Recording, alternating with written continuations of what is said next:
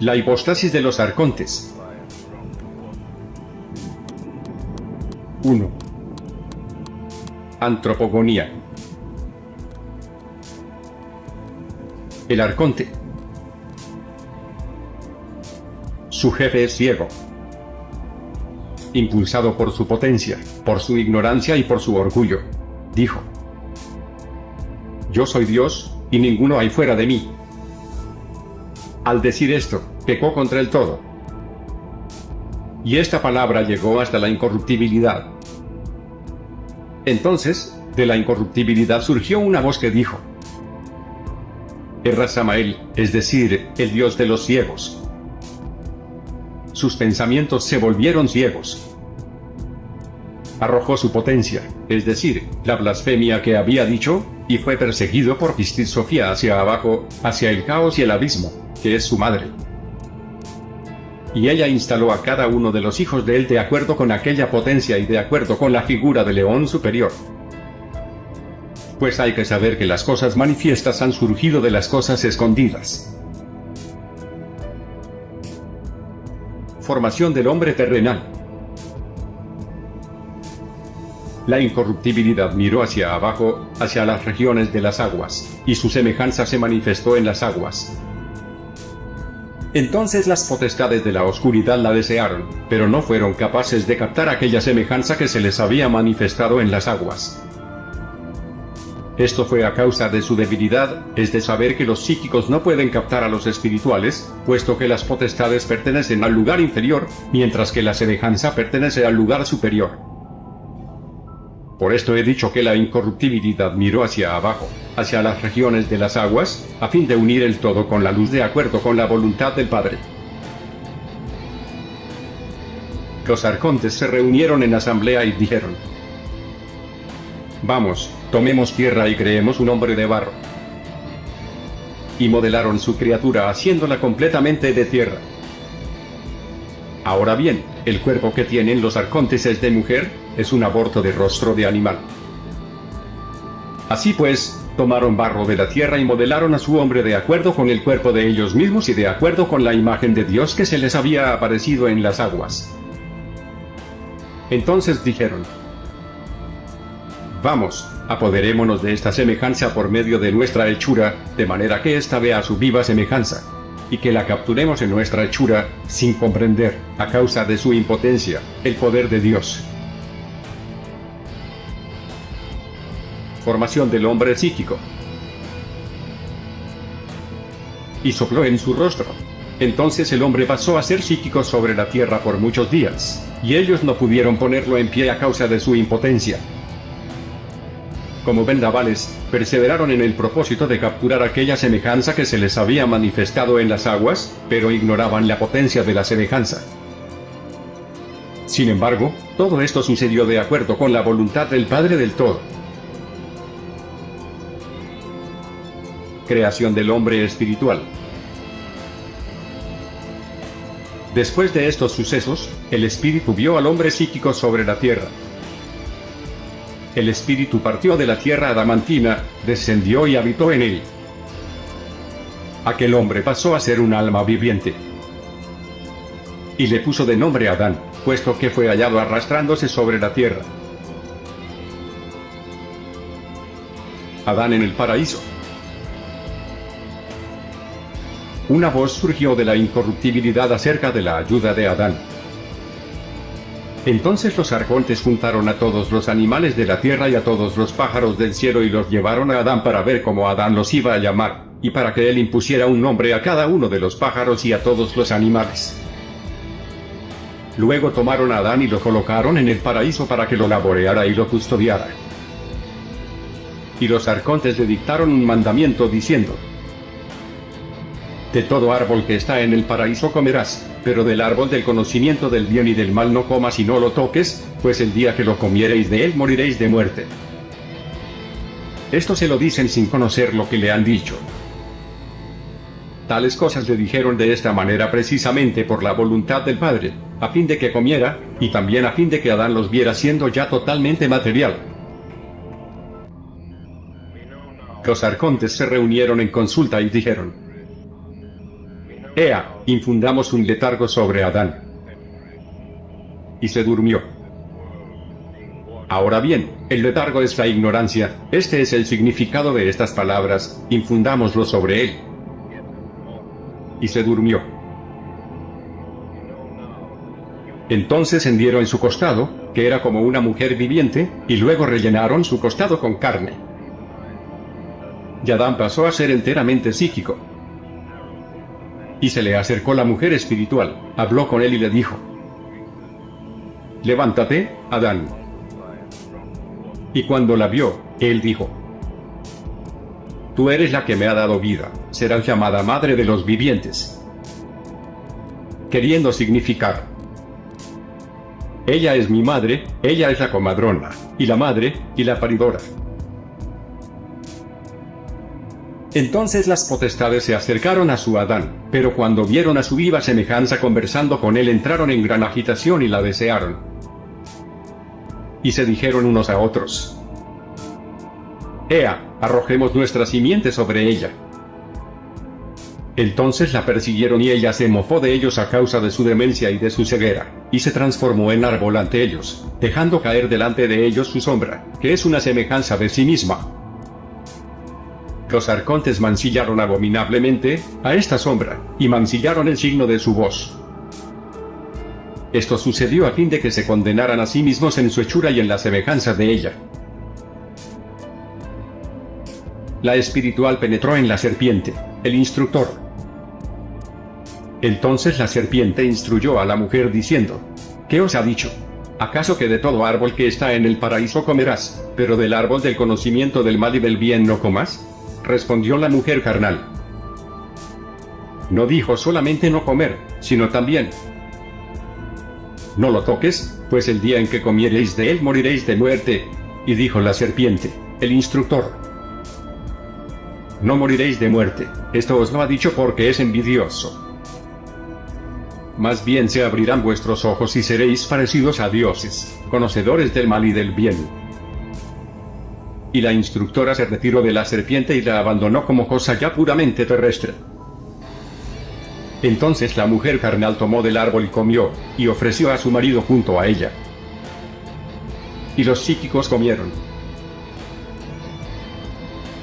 Y su malicia se disipó al desaparecer su ignorancia, y comprendieron que estaban desnudos de elemento espiritual. Y tomando hojas de higuera se ciñeron los lomos. Entonces se acercó el gran arconte y dijo: Adán, ¿dónde estás? Pues no sabía lo que había sucedido. Adán respondió: oí tu voz, y temeroso por estar desnudo, me escondí. Dijo el arconte: ¿por qué te escondiste si no es porque comiste del árbol del que te ordené? De él solo no comerás. ¿Y comiste? Dijo Adán. La mujer que me diste, esa ofrecióme y comí. Y el arrogante arconte maldijo a la mujer. Y dijo la mujer: la serpiente es la que me engañó, y comí.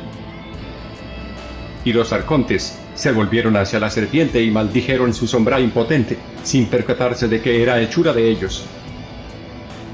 Desde aquel día la serpiente quedó bajo la maldición de las potestades. Hasta la venida del hombre perfecto esta maldición ha ido cayendo sobre la serpiente. Los arcontes se volvieron hacia su Adán, lo agarraron y lo arrojaron del paraíso con su mujer, pues, los arcontes, no tienen bendición alguna, puesto que ellos mismos están bajo la maldición. Entonces los arcontes arrojaron a la humanidad en medio de grandes perplejidades y de los azotes de la vida, a fin de que sus hombres andarán atareados y no tuvieran tiempo adecuado para adherirse al Espíritu Santo. Las dos razas humanas. Después de esto la mujer carnal engendró a Caín, el hijo de ambos. Caín cultivaba la tierra. Adán conoció de nuevo a su mujer y ella concibió y engendró a Abel. Abel era pastor de ganado. Caín aportó frutos de su campo, mientras Abel ofreció sacrificio con sus corderos. El Dios reposó su mirada sobre las ofrendas de Abel, pero no aceptó las ofrendas de Caín. y el Caín carnal persiguió a su hermano Abel. Entonces el Dios dijo a Caín: ¿Dónde está tu hermano Abel? Él respondió y dijo: ¿Acaso soy yo el guardián de mi hermano? Dijo el Dios a Caín: He aquí que la voz de la sangre de tu hermano clama a mí. Has pecado por tu boca. Esta sangre se volverá contra ti. Todo aquel que matare a Caín dejará sueltas 7 venganzas. Tú, por tu parte, gemirás y temblarás sobre la tierra. Luego Adán conoció a su viva semejanza Eva. Ella concibió y engendró a Set para Adán. Y dijo ella: Yo engendré a otro hombre por medio de Dios, en lugar de Abel. Otra vez concibió Eva, y engendró a Norea, diciendo: Él engendró para mí, una virgen, de ayuda, para muchas generaciones de la humanidad. Esta es la virgen que las fuerzas no mancillaron. Entonces los hombres comenzaron a multiplicarse y a tener aspecto agradable. El diluvio. Los arcontes se reunieron en consulta y dijeron: Vamos, hagamos un diluvio con nuestras manos y destruyamos toda carne, tanto hombres como animales. Pero cuando el arconte de las potencias supo de su contubernio, dijo a Noé: Constrúyete un arca de una madera que no se pudra y escóndete en ella tú con tus hijos y los animales y los pájaros del cielo, tanto pequeños como grandes, y erígela sobre el monte Sir. Entonces se le acercó Orea, con el propósito de entrar en el arca. Él no se lo permitió, y ella sopló sobre el arca y le prendió fuego. Él construyó el arca por segunda vez. 2. Teogonía. El revelador. Los arcontes se acercaron a Norea, con el propósito de engañarla. Su jefe supremo le dijo: Tu madre Eva vino hacia nosotros. Pero Norea se volvió hacia ellos y les dijo: Vosotros sois los arcontes de la oscuridad, estáis malditos. Realmente no habéis conocido a mi madre, sino que la que habéis conocido es a vuestra viva semejanza. Yo no soy de vuestra progenie, antes bien procedí del mundo superior. El arconte arrogante se revolvió con toda su potencia y su rostro tomó el aspecto de un negro. Haciendo gala de audacia se dirigió a ella en estos términos: Es necesario que nos sirvas como lo hizo tu madre Eva, pues me ha sido dado. Entonces Norea acudió a la potencia de y clamó con fuerte voz hacia el Santo, el Dios del Todo: Auxíliame frente a los arcontes de la injusticia y sálvame de sus manos. En estas descendió de los cielos el ángel y le dijo: ¿Por qué clamas a Dios? ¿Por qué exhibes audacia hacia el Espíritu Santo? Dijo Norea: ¿Quién eres? Entre tanto los arcontes de la injusticia se habían apartado de ella. El ángel dijo: Yo soy el Elet, la sabiduría, el gran ángel que está erguido ante el Espíritu Santo. He sido enviado para hablar contigo y para librarte de las manos de los que no tienen ley. Yo te revelaré cuál es tu raíz. No podría, por mi parte, describir la potencia de este ángel. Su figura es como la del oro fino y su vestimenta como la nieve. Sin embargo, mi boca no podría resistir el intentar describir su potencia y la figura de su rostro. Me dijo el gran ángel Elelet. Yo, dijo, soy la inteligencia, yo soy uno de los 4 luminares, los que están erguidos delante del gran espíritu invisible. ¿Piensas que estos arcontes tienen potencia contra ti? Ninguno de ellos tendrá potencia contra la raíz de la verdad, pues a causa de esto se ha manifestado él al final de los tiempos, y estos poderes serán dominados, y estas potestades tampoco podrán mancillar ni a ti ni a esta raza, puesto que vuestra morada está en la incorruptibilidad, en el lugar del espíritu virginal, el que es superior a las potestades del caos y de su mundo.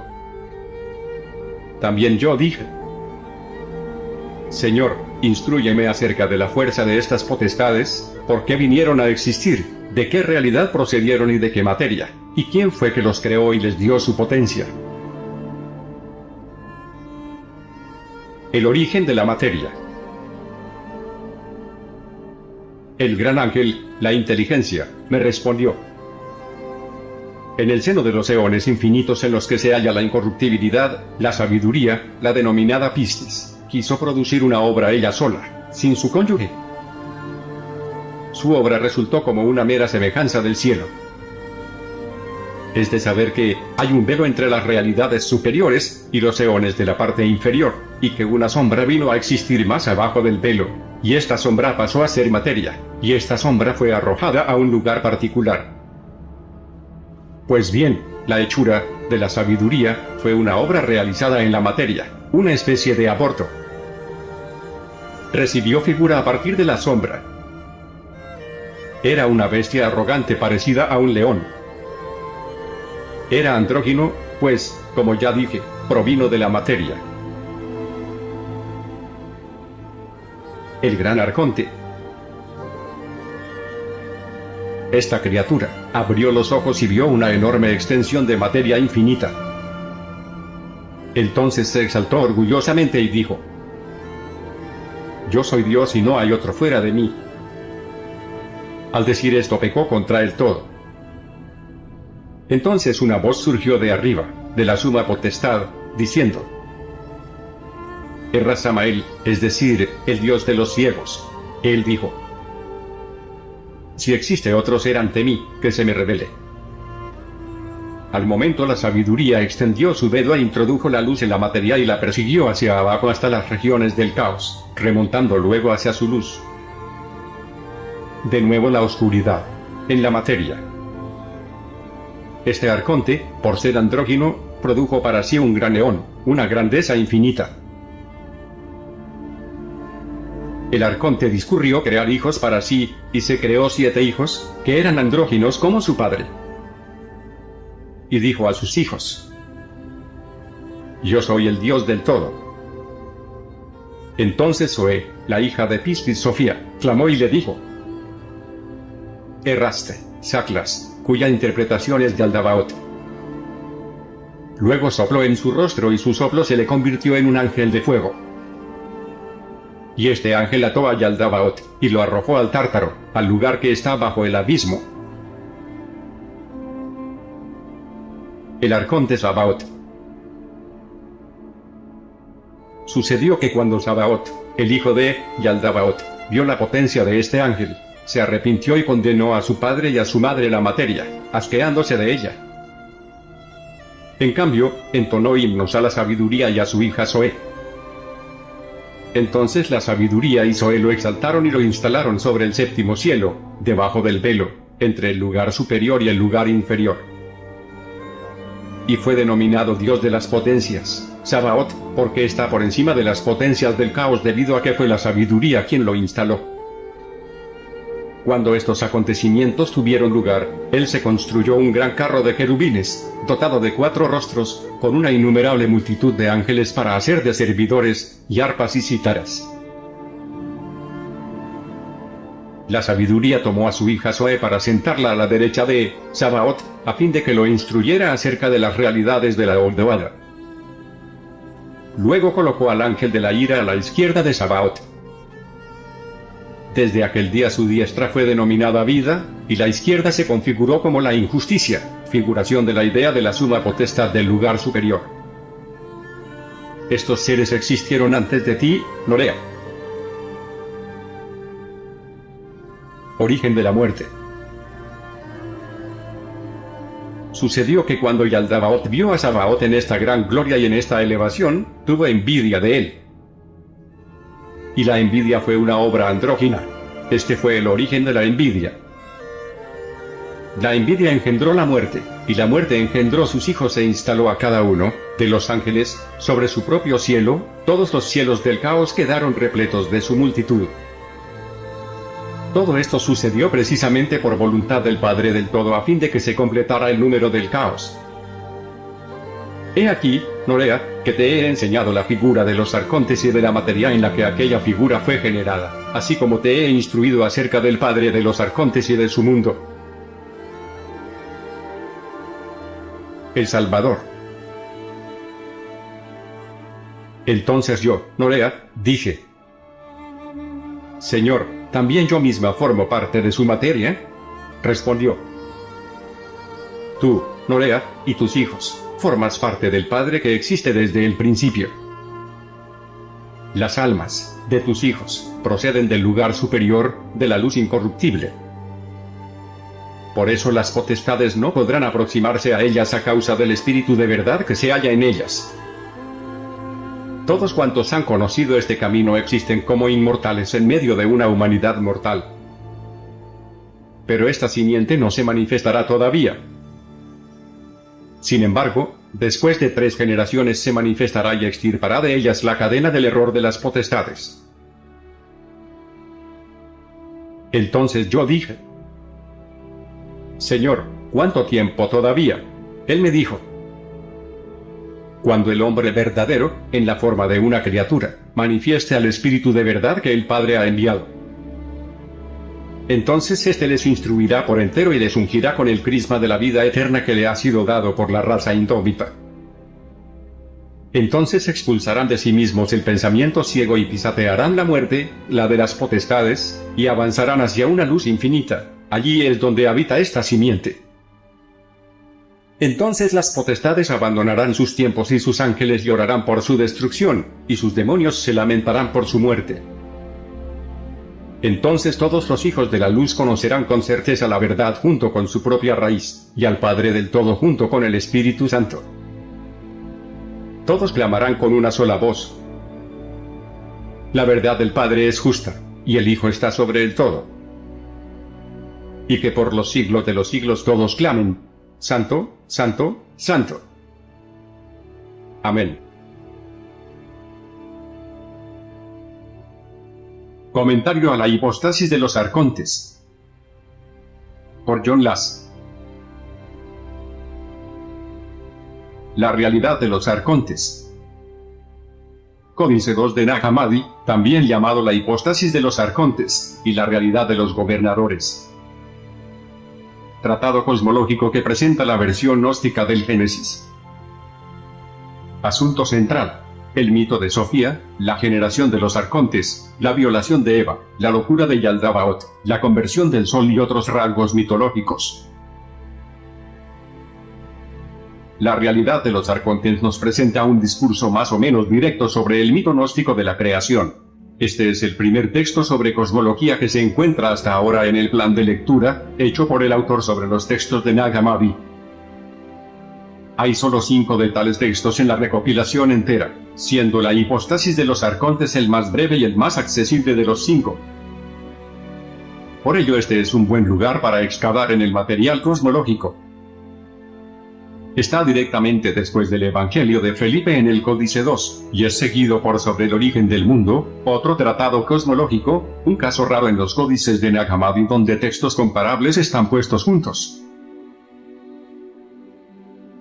Presentando la traducción de Bentley Layton, Roger Ballard escribe: La hipostasis de los arcontes es ciertamente el trabajo de un maestro gnóstico que instruye a un auditorio. El auditorio es una comunidad cristiana gnóstica, consciente del material de ambos testamentos, de la Biblia, y aceptador de la autoridad de Pablo. Esta es una típica presunción de los eruditos que ellos se permiten, cuando consideran los materiales gnósticos como si fueran borradores de las escrituras cristianas tempranas. Es cierto que el primer párrafo alude a una expresión que se encuentra en las cartas de Pablo, a los colosenses y a los efesios, pero, ¿quién podría asegurar que Pablo mismo no deriva originalmente aquel lenguaje desde los círculos gnósticos? En cualquier caso, ese lenguaje estaba en circulación, y la manera de mencionar a Pablo como el gran apóstol dice más sobre el auditorio al que se dirige que sobre la enseñanza dirigida a ellos. La frase: Les he enviado esto porque ustedes preguntan acerca de la realidad de las autoridades, en griego, exousia, podría sugerir que al maestro gnóstico le han pedido clarificar o corregir lo que se cree que Pablo ha dicho.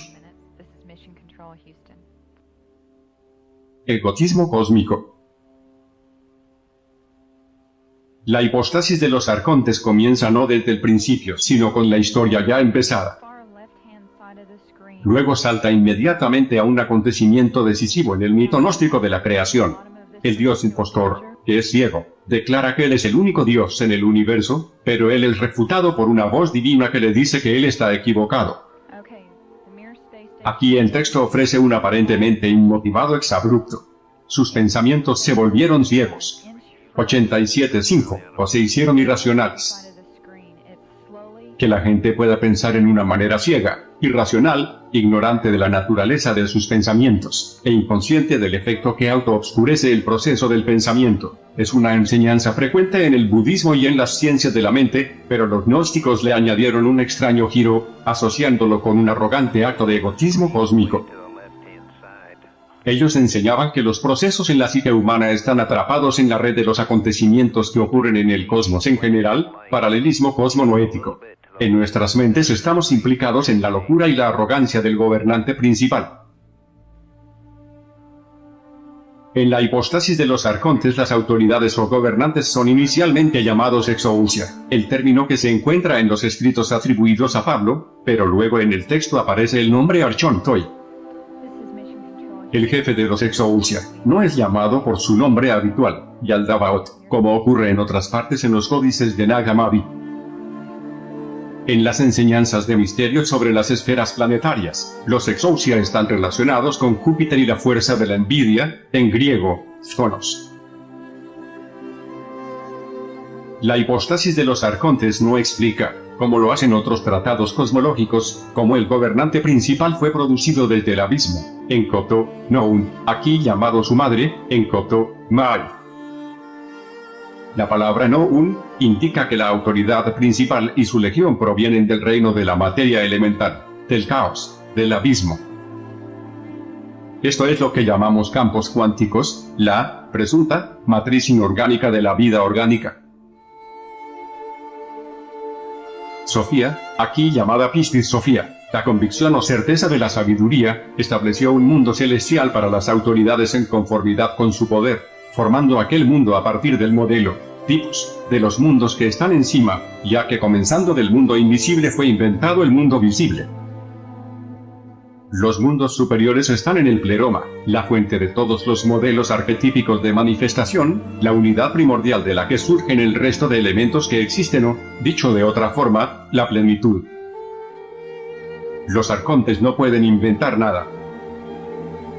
Todo tiene que ser hecho por Sofía, un eón del pleroma. Otros textos dicen que el gobernante principal crea realmente su propio mundo en el cielo, el sistema planetario, imitando los modelos del pleroma, pero si él es ciego, ¿cómo puede ver aquellas formas divinas? Este pasaje supone que Sofía engaña al dios impostor Yaldabaoth para que piense que es él el que hace lo que hace ella, la genuina divinidad, por él. Ahora un acontecimiento sublime. La figura de la incorruptibilidad es reflejada en el reino del caos desde donde surgen los exousia. En las formaciones compuestas de la lengua copta, la palabra incorruptibilidad está construida con taco, igual corromper, perecer, con los prefijos, at, igual no, y mnt, que funciona como el sufijo sion, de aquí, tateco, capacidad de no corromper. La a, de taco, se cambia a una e, una de las muchas desconcertantes irregularidades ortográficas en copto. La incorruptibilidad es también llamada inextinguibilidad. Esta, para nosotros, abstracción es presentada como una conciencia, viviente y presencial, aun cuando no le sea dado un nombre divino o angelical, como el Elat. Extrañamente, esta presencia abstracta, que supuestamente está en el pleroma, produce una imagen en la materia elemental, Moi, aguas, y los exousia la desean, pero son incapaces de alcanzarla. Se nos dice que ellos pueden desearla porque ellos tienen alma, pero no espíritu. Este es el más cercano de los códices de Nag Hammadi que viene a afirmar que los arcontes tienen alma, una vida interior de algún tipo. Ellos pueden desear y añorar algo, pero luego caen en la envidia por lo que no pueden tener. Aparentemente la imagen de la inextinguibilidad, eternidad, se parece a la forma humana, la cual los gobernantes, ahora llamados Archon Toi, intentan copiar. Los arcontes hicieron planes y dijeron, vamos, creemos a un humano, Rombe, que será del suelo de la tierra, Gas, variación del griego Ge, Gaia. No está claro si ellos modelan a un hombre, un varón, o a la forma humana general, tal vez un andrógino, porque la palabra Kotarome se usa de modo indistinto para varón y para humano. El segmento 8730 dice que ellos modelaron la forma humana a partir de la imagen de Dios, o aparición divina. Inmediatamente nos enteramos de que la imagen es femenina, porque los arcontes ahora determinan ver a su contraparte masculina. Ellos primero moldean una forma femenina o matriz y luego producen a partir de ella una forma masculina a la que ellos infunden su aliento, pero la forma masculina es incapaz de sostenerse en pie. Este incidente recuerda a los mitos indígenas de la creación que describen una tentativa arruinada de producir la forma humana, por ejemplo, los del Popol Vuh. Los arcontes soplan furiosamente, pero son incapaces de animar su creación pseudo-humana. 88:10. Luego viene un pasaje notable. El espíritu del pleroma, observando que la forma humana dotada de alma, psíquicos, es incapaz de alcanzar su verdadera estatura, de ponerse de pie, envía una parte de sí desde la tierra adamantina hacia la criatura que se empeñaba. Y el hombre se convirtió en un alma viviente, psique etone. El término etone también aparece en el nombre de los misterios Jesús el viviente, como lo hemos señalado. Por medio de viviente los gnósticos querían significar algo como eterno, más bien que simplemente vivo. Esto recuerda la diferencia entre Zoe, la fuerza de vida inmortal, y Bios, la fuerza de las formas biológicas de vida, explicada por el mitólogo Karl Kerensky en su libro Dionisos. La región o tierra adamantina es un término llamativo que recuerda las enseñanzas budistas sobre la conciencia adamantina o diamantina, baja. Tal conciencia reside en el pleroma, pero por causa de que Sofía está unida con la tierra, la presencia divina del pleroma impregna la tierra. Con el respaldo de León Sofía, Adán, criatura de la tierra, ahora se yergue derecho y demuestra su poder espiritual nombrando a los animales. Los tipos masculino y femenino de la humanidad, Rombe, viven en un mundo edénico, un paraíso natural, la biosfera. Sofía habita la biosfera entera, pero ella está también presente en esta mediante el medio específico del resplandor blanco vivo adamantino, la luz orgánica. La mitología de la hipóstasis de los arcontes de ese modo explica la base de la experiencia central de la iniciación en los misterios, la instrucción por medio de la luz. El fruto prohibido. En la versión gnóstica del Génesis, los gobernadores, arcontes, prohíben a los primeros padres comer del árbol que permitiría que ellos discernieran el bien y el mal, y les imponen la amenaza de muerte. La historia tiene un sentido extraordinario, ya que se nos dice ahora que a los arcontes se les permite que hagan esta prohibición justamente de modo que los primeros padres desobedezcan, coman el fruto prohibido, y por consiguiente adquieran los poderes de la percepción intensificada. La iluminación espiritual viene de comer el fruto prohibido, de modo que Adamas no pudiera considerarlos, a los arcontes, como lo haría una criatura limitada a la densa percepción materialista. 89.5. Cuando los arcontes comprenden que el conocimiento prohibido le da a Adán el poder para detectarlos por lo que ellos realmente son, buscan luego la forma de sumergirlo en un estupor, bloqueando la elevada percepción de Adán. Para lograr aquello, ellos realizan una operación grotesca, ellos abren su costado y lo rellenan con un poco de carne en el lugar de ella, Eva, de modo que él es reducido de ser una criatura espiritual, pneumáticos, al estado más modesto de una criatura con alma, psíquicos. Claramente, Adán está afrontando algunas malas jugadas de los arcontes. Note que el escenario gnóstico de Edén no es simplemente una inversión de la situación bíblica, presentando a un falso Dios creador que trabaja contra la humanidad. En la versión gnóstica, Adán y Eva no pecan en términos humanos. Ellos no desobedecen meramente los mandamientos del Dios creador, sino que logran acceder a poderes de la cognición que dejan al descubierto al Dios creador. En resumen, ellos exhiben una superioridad espiritual por sobre los arcontes, y es por ello que ellos son castigados mediante el intento de los arcontes de sumergirlos en un estupor. El hechizo puesto sobre Adán no disminuye su conciencia ordinaria, sino que bloquea su capacidad para la conciencia aumentada. Si esta interpretación es correcta, esto muestra que los gnósticos eran conscientes de que los poderes arcónticos, y sus representantes humanos, albergan la intención de privar a la humanidad de la experiencia de la conciencia intensificada, es decir, del éxtasis cognoscitivo típico de la práctica chamánica con plantas enteógenas, que generan lo divino dentro. De hecho, el programa del patriarcado, directamente hasta nuestros días, siempre se ha opuesto al contacto experimental y a la comunión con la naturaleza sagrada en estados alterados.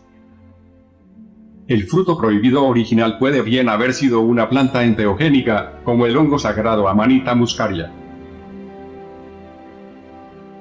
Todo esto procede de Edén, el paraíso terrestre en la tierra, pero de manera diferente a como la historia va en el Antiguo Testamento. Y hay más reescrituras gnósticas del mito judeo-cristiano de la creación. Eva no es afectada por el sueño profundo impuesto sobre Adán. Ella lo despierta de su estupor. Al verla, él reconoce que ella es la madre de la vida, Timain Netone, así como el médico que protege la vida. Los arcontes están profundamente disgustados porque Eva ha derrotado su plan de dejar estupefacto a Adán, de modo que ellos trasladan su atención hacia ella.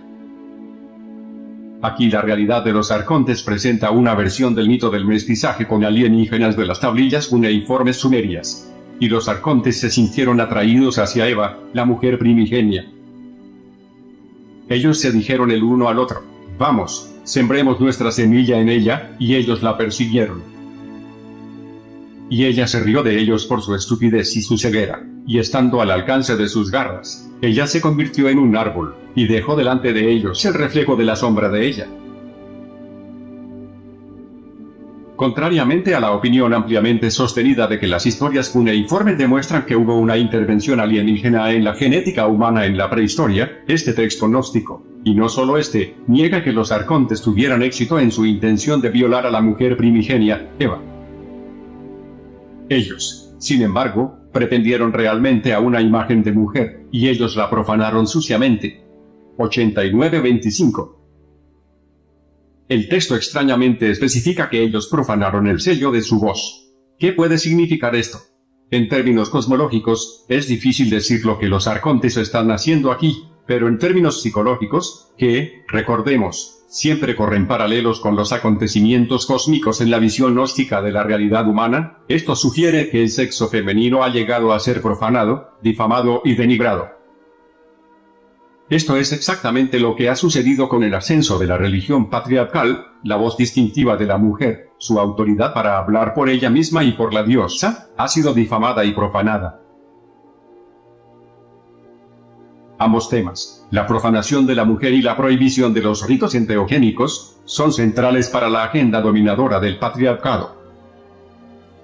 Kenneth Rexroth, que rastreó los orígenes del gnosticismo hasta el neolítico o aún más temprano, declaró que la devoción a la diosa redentora en los misterios explica el fuerte y distintivo énfasis antipatriarcal de la mayoría de los textos gnósticos, a primero of Gnosticism, en G.R.S. Mead, Fragments of a Faith Forgotten.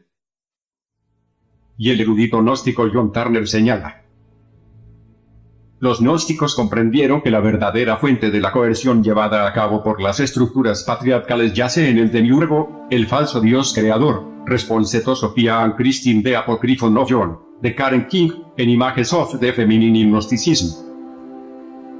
Esto es ciertamente evidente en las revisiones mitológicas de la realidad de los arcontes. Sería coherente con el diseño de los arcontes hacer a la mujer inferior al hombre, a quien ellos han engañado y han dejado atontado. Los gnósticos enseñaban que los pseudodioses en efecto intentaron esto, pero fallaron porque la mujer se convirtió en el instructor del hombre. El instructor asume la forma de una serpiente. El texto hace un juego de palabras en arameo entre serpiente e instructor. El principio instructor femenino es Kundalini, el poder de la serpiente. Este poder es una facultad interna de un dichoso conocimiento innato, o éxtasis cognoscitivo. Los gobernadores actuaron por envidia cuando prohibieron el acceso al árbol del conocimiento, precisamente porque el fruto del árbol libera el poder de la serpiente. El mito sugiere que originalmente este poder pertenecía a las serpientes, o era llevado por los reptiles, pero les fue quitado y trasladado a la humanidad. La medicina de la serpiente. La mujer carnal, Piscimensarquique, también llamada la Eva carnal, está biológicamente ligada con la mujer, contrapuesta a la mujer espiritual o pneumática, que es el instructor de la raza humana. En el mito gnóstico, Eva, la mujer espiritual o pneumática, no es la tentadora de Adán, sino su libertadora. Ella se distingue de la mujer carnal, una criatura obligada por su naturaleza biológica más bien que dominadora de ésta. Abandonando a la carnal, biológicamente determinada, mujer, la mujer espiritual entra en la serpiente e instruye al hombre y a la mujer para que coman del árbol del reconocimiento del bien y del mal, contra la orden de los gobernadores. Este acto de instrucción espiritual es al mismo tiempo un acto de insubordinación. Al interrogar a Adán, los gobernadores se enteran de que la mujer le dio del árbol y ellos la maldicen, Anebagawir, Virginity subversión, Norea agens de power sin de hypostasis of the archons, en images of the feminine y gnosticism. La Eva carnal y su contraparte masculina, son criaturas con alma que carecen del elevado entendimiento que otorga la iluminación psicosomática. Debido a su carencia de conocimiento ellos sienten vergüenza, estando desnudos del elemento espiritual, pneumaticón, pero ellos no olvidan lo que han visto en la gnosis relacionado con los asuntos divinos. Cuando Adán le dice a los arcontes que Eva lo puso en alerta ante la influencia de ellos, el arrogante gobernante maldijo a la mujer. 91:30. Ellos luego se volvieron y maldijeron a la serpiente, no comprendiendo que esta era la forma en la cual ellos mismos habían sido modelados, una referencia asombrosa a la forma reptiliana o dracónica de los arcontes. La maldición sobre la serpiente es la respuesta de ellos al serpentino instructor, Kundalini, mediante el cual los humanos pueden resistir y repeler la intrusión alienígena, y sanar los traumas causados por la agresión arcóntica. Kundalini es la medicina de la serpiente. La hipóstasis de los arcontes atribuye la expulsión desde Edén a los arcontes, cuyo jefe es Yaldabaoth, identificado con Yahvé.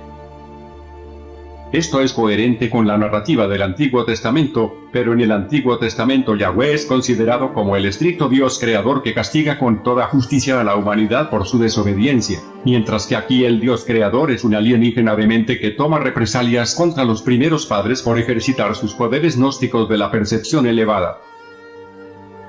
La actitud de Yahvé no es benigna, y de ninguna manera puede ser interpretada como un castigo que conduce al mejoramiento humano.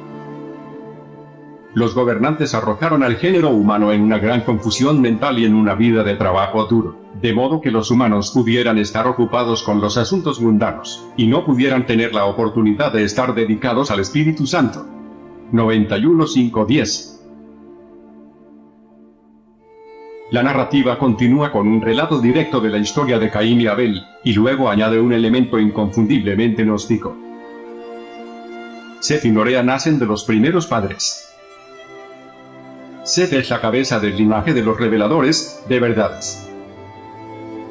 Norea es el tipo de la mujer espiritual que porta el poder inmaculado de Eva. La madre primigenia quedó preñada y dio a luz a Norea. Y ella dijo: el Espíritu ha engendrado en mí una virgen, en griego, partenos, como una compañera, en copto, negoeteia, para muchas generaciones de seres humanos. 91.30, 92.4. Entendido en su sentido original, pagano, una virgen no es una mujer que no tiene ninguna experiencia sexual, sino una mujer que no ha dado a luz hijos debido a relaciones sexuales, y así ella retiene un no utilizado poder virginal. Buscando venganza, los arcontes conspiran para provocar el diluvio y destruir a la raza humana, pero el gobernador de las potencias, Yarchon Dynamis, advierte a Noé. En el Código de los Misterios, los Dynamis son los espíritus planetarios de Marte. siendo entidades planetarias, extraterrestres. Ellos serían clasificados entre los arcontes, pero aquí, curiosamente, ellos son aparentemente aliados de la humanidad. Norea, la esposa de Noé en la narrativa tradicional, reconoce que los Dynamis son poderes alienígenas, gobernadores de la oscuridad, y ella les recuerda que ellos fueron incapaces de profanar a Eva, aunque fueron capaces de estupefacer a su contraparte masculina, Adán. Ella los denuncia y reafirma su conexión con los poderes más altos del pleroma. El sol que se arrepiente. Esta confrontación ahora se torna violenta. Los arcontes, aquí llamados los señores de la iniquidad, tratan de atacar a Norea, el principio instructor femenino. En respuesta a la difícil situación de Norea, el gran ángel Elelat, a quien llaman la sagacidad, en copto, Tzabe, desciende para ayudarla e instruirla. El gran ángel anuncia: he sido enviado para hablar contigo y salvarte de ser capturada por estos que carecen de ley. Y te enseñaré sobre tus orígenes. 93:10. En el pasaje 93, la hipóstasis de los arcontes se convierte en algo como un discurso de revelación. Casi ciertamente un segundo texto, independiente, ha sido integrado a la disertación cosmológica que hemos estado siguiendo hasta ahora. Este otro texto continúa hasta el final del documento, en el pasaje 97. El gran ángel hace una aseveración común a las enseñanzas gnósticas en los códices de Nag Hammadi. La humanidad es superior a las autoridades, los arcontes. ¿Piensas que estos gobernantes tienen algún poder sobre ti? Ninguno de ellos puede prevalecer contra la raíz de la verdad. En copto, también, corazón. La verdad en tu corazón.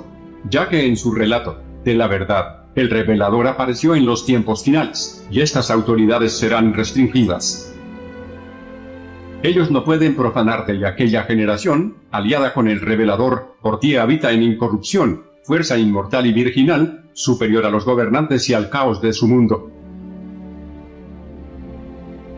Cuando Norea, o quien quiera sea el interlocutor en este diálogo de revelación, pregunta sobre el origen, la naturaleza y el poder de los arcontes, Elelat responde con una versión del mito de Sofía, la historia de la diosa caída. Aquí la hipóstasis de los arcontes recoge el tema inicial que abrió el texto, pero con una elaboración adicional.